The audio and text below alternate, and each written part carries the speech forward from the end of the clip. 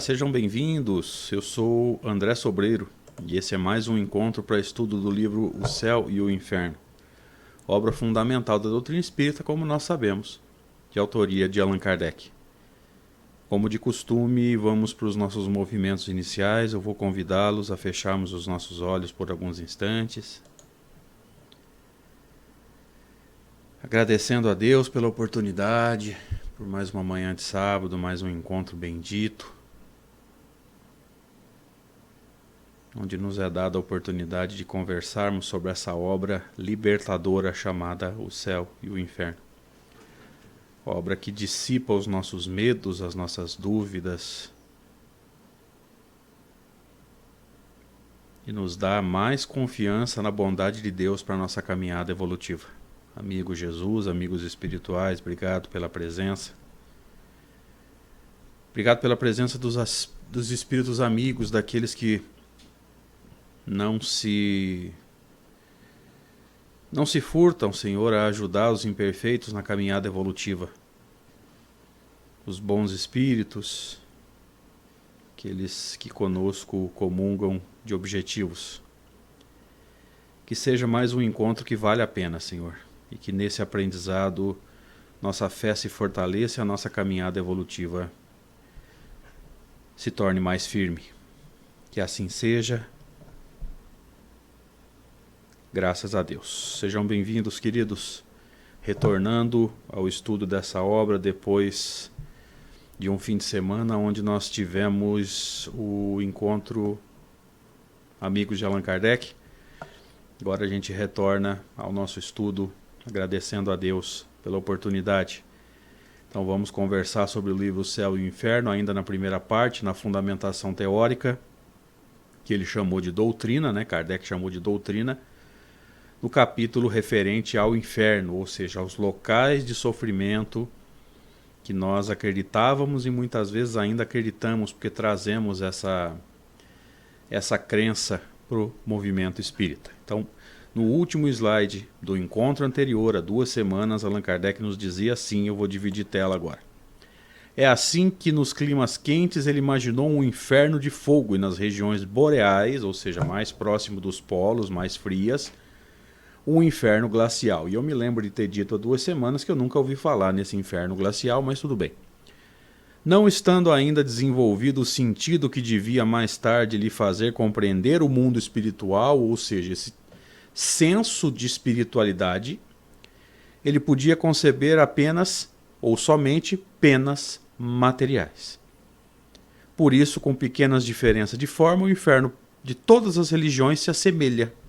Então a ideia de uma punição repetitiva durante toda a eternidade se assemelha na maior parte dos pensamentos chamados religiosos. E aqui a gente inicia então o trecho de hoje do nosso estudo com Allan Kardec dizendo que o inferno cristão imitado do inferno pagão. Ou seja, nós meio que copiamos tudo aquilo que existia no inferno pagão. Lembre-se, pagãos, na crença dos judeus, eram todos aqueles que não eram judeus. Foi bom até ter lembrado, vamos discutir isso um pouquinho. Para o judaísmo, todo aquele que não era judeu era chamado de pagão, inclusive os samaritanos, que também eram hebreus, né? Na divisão das 12 tribos de Israel, tudo se manteve sob controle. Um pouco à frente houve uma briga, uma confusão, vamos dizer assim, a qual Kardec vai fazer referência no Evangelho segundo o Espiritismo, a chamada Cisma das 10 tribos. Ou seja, as 10 do norte formaram um estado maior chamado Samaria, as 10 do sul formaram um estado menorzinho chamado Judá. Dali surgem os judeus, dali surge a Bíblia. Tá? Então olha que interessante, todos eles eram hebreus, mas só as 2 tribos do sul se tornaram judeus. Então nessa divisão, até os samaritanos, que eram hebreus, mas não eram judeus, também eram chamados de pagãos. Olha que interessante, na época não era nem pagão, na linguagem da Bíblia eram os gentios, tá? É a mesma coisa, ou seja, aquele que não é judeu e portanto é anatematizado, que não se submete a determinadas leis. Então a gente vai entendendo esse movimento e vai entendendo a importância da obra de Kardec, porque no Evangelho segundo o Espiritismo ele faz referência a essa briga de onde vai surgir a divisão do chamado povo hebreu, e surge então o judaísmo, e os samaritanos, mesmo sendo hebreus, mas não sendo judeus, acabam sendo envolvidos nesse mesmo anátema, vamos dizer assim, né? E aí a gente vai lembrar das referências extraordinárias de Kardec no Evangelho segundo o Espiritismo, quando ele vai nos lembrar que, para não ter que ir a Jerusalém nas datas importantes daquelas culturas, eles constroem um templo na Samaria. O que causa mais raiva ainda, deve ter causado mais raiva e mais anátema ainda nos judeus, né? Então a gente vai entendendo o que são os pagãos. Todos os outros povos eram pagãos, romanos, babilônicos, enfim, quem não fosse judeu era chamado de pagão. Só que em determinado momento até os samaritanos se tornaram pagãos. Aí a gente volta para entender o slide aqui, quando Kardec vai nos ajudar a entender que em determinado momento histórico os cristãos passaram a acreditar em tudo que os pagãos acreditavam. Então a mesma forma de punição no plano espiritual, com pequenas diferenças, claro, né? Mas na essência, a existência de lugares de punição nas culturas pagãs foi trazida para o movimento cristão. E aí Kardec vai nos dizer, como vocês estão vendo aí no texto, no título, desculpem, que o inferno cristão imitava o inferno pagão. Vamos entender isso. Diz Allan Kardec assim: o inferno dos pagãos, descrito e dramatizado pelos poetas, foi o modelo mais grandioso do gênero. Ele vai dar alguns exemplos aqui que eu sugiro aos amigos que peguem o livro O Céu e o Inferno, aproveitem esses nomes e joguem isso nos sites de busca, joga lá no Google, que vocês vão ter surpresas muito interessantes. Eu tentei preparar esse estudo para trazer para vocês, mas ficaria muito longo, ficaria um pouco moroso, um pouco cansativo. E não é esse o objetivo do nosso estudo. Mas pega esses nomes que vão ser citados, não sei se nesse slide ou no próximo, e joga esses nomes lá nos sites de busca para vocês terem essa noção da importância do entendimento disso e o quanto o inferno cristão se baseia um pouco nessas ideias. Perpetuou-se no dos cristãos, o qual teve também seus panigeristas poéticos. Só para lembrar, panigerista é a pessoa que faz um panegírico, pessoa que louva ou elogia. E o panegírico, citado aqui na definição, é um elogioso, ou seja, aqueles elogiosos poéticos, aqueles que pegaram essas imagens do sofrimento, do inferno, e de alguma forma usaram como inspiração para textos, para poesias, etc. Kardec prossegue, comparando-os, encontram-se neles, exceto os nomes e algumas variantes dos detalhes, inúmeras analogias, ou seja, inúmeras comparações, inúmeros pontos onde as crenças se aproximam, as crenças se parecem muito. Num e noutro, o fogo material é a base dos tormentos, porque é o símbolo dos mais cruéis sofrimentos. Esse eu creio que todos nós já ouvimos falar. Um inferno onde se sofre pelo fogo, pelo calor, pelos caldeirões de fogo, cadeiras de fogo, etc, etc, etc. Acho que isso aqui é muito tranquilo para a gente entender. Mas, coisa estranha, os cristãos em muitos pontos exageraram o inferno dos pagãos, ou seja, ao invés da gente entender a mensagem do Cristo e melhorar, nós quase que literalmente pioramos. Eu acho que dá até para tirar o quase que literalmente. Nós literalmente pioramos o inferno dos pagãos, colocando mais dramaticidade, mais elementos de sofrimento ainda. E agora ele vai trazer alguns exemplos, que é aqueles que eu sugiro que você jogue lá nos sites de busca para entender melhor como que essas crenças foram trazidas para o chamado inferno cristão. Vou dividir tela de novo. Se esses últimos tinham no deles o tonel das Danaides, a roda de Ixion, o rochedo de Sísifo, eram suplícios individuais, ou seja, era punição para as Danaides, era punição para Ixion, era a punição de Sísifo, ou seja, punições individuais para pessoas que erraram. Tá? Vamos ver o contraponto. O inferno cristão tem para todos caldeiras borbulhantes cujas tampas os anjos levantavam para ver as contorções dos condenados às penas eternas. Olha só. Enquanto que no inferno pagão, e esses 3 exemplos que vocês estão vendo, tonel das Danaides, eram punições para elas, para essas moças. A roda de Ixion era punição para uma pessoa. O rochedo de Sísifo era punição para uma pessoa. O que os infernos cristãos fizeram? O inferno cristão tem para todos caldeiras borbulhantes cuja tampa os anjos levantaram. Ou seja, todo mundo que errava, que era considerado pecador, sofria a mesma forma de punição.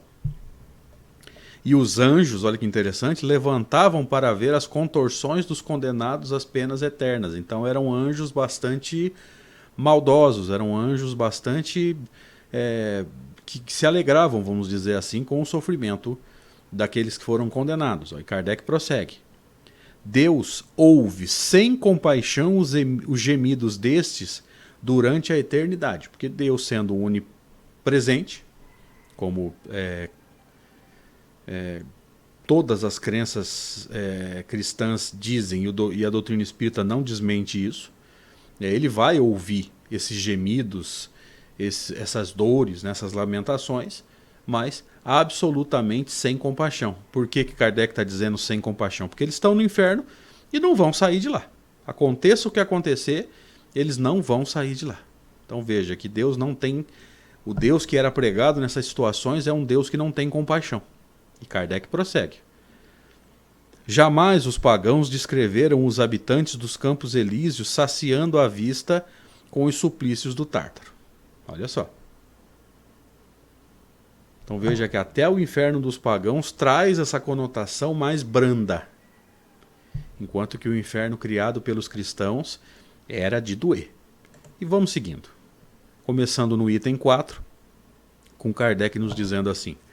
Como os pagãos, os cristãos têm seu rei dos infernos, que é Satã, ou seja, alguém com reinado de poder. Com a diferença de que Plutão se limitava a governar o sombrio império que lhe tocara na partilha, ou seja, na divisão, mas não era malvado. Olha que interessante. Para os pagãos, quem governava esses reinados das trevas não era malvado, era alguém que tinha herdado na partilha, ou seja, na divisão de territórios, vamos dizer assim. Eu não conheço bem a crença, mas a fala de Kardec é tranquila para a gente entender nesse sentido. Ele herdara esses territórios, mas ele não era mau. Mais uma vez, nós cristãos pioramos esse lugar de sofrimento, porque a partir do momento em que nós criamos esse lugar e colocamos ali uma divindade má, que seria Satã, o diabo, o demônio ou os demônios, enfim, nós colocamos ali um governante mau. E a partir desse momento, ele passa a reinar com maldade, não como Plutão, que não era mau, segundo o texto de Kardec. E ele prossegue. Retinha em sua casa aqueles que haviam cometido o mal, porque essa era a sua missão, mas não procurava induzir os homens ao mal para ter o prazer de fazê-los sofrer. Ao passo que Satã recruta em toda parte vítimas que se comprazem fazer atormentar pelas suas legiões de demônios armados de forcados, que é aquele tridente, para as agitar no fogo. Então olha que interessante. A missão de Plutão era o quê?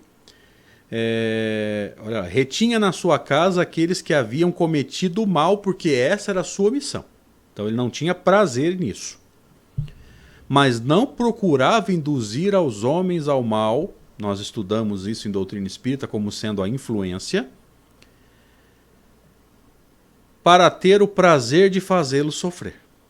Então era a missão dele reter aqueles que haviam cometido o mal, na doutrina cristã vão se chamar de pecadores, infelizmente, mas não induzia, não influenciava ninguém ao mal. Ao passo que Satã, ou seja, a divindade má do inferno cristão, recruta em toda a parte vítimas que se comprazem a atormentar pelas legiões de demônios armados de forcado, que é aquele tridente, para as agitar no fogo. Ou seja, primeiro ele tenta induzir as pessoas a fazer o mal pelo processo que nós chamamos de influência. Agora a gente não pode esquecer de um detalhe, isso é influência para nós espíritas, para muitas crenças cristãs. Essa influência ela é irresistível, ou seja, se você deu ouvidos a Satã, você caiu. Você já não tem mais jeito.